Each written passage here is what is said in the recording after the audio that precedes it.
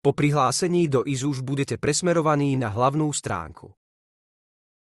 Nájdete tu nástenku s odkazmi od pedagógov, kde zväčša pridávame aktuálne oznamy o dianí v škole.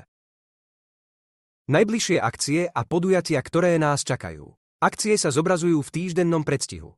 Ak kliknete na najbližšie akcie, zobrazia sa vám všetky plánované akcie. O priebehu štúdia vášho dieťaťa sa môžete informovať aj prostredníctvom elektronickej žiackej knižky. Ak sa vaše dieťa z akéhokoľvek dôvodu nemôže zúčastniť na vyučovaní, môžete učiteľa informovať prostredníctvom ospravedlnenky. Ako zobraziť príkaz na úhradu školného alebo príkaz na úhradu do rodičovského združenia? Ako prvé, kliknite na Žiaci. Potom kliknite na záložku Dokumenty.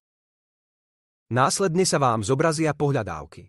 Ak ste platby ešte nerealizovali, pohľadávky budú zvýraznené oranžovou farbou. Príkaz na úhradu zobrazíte kliknutím na Príkaz na úhradu, náhľad.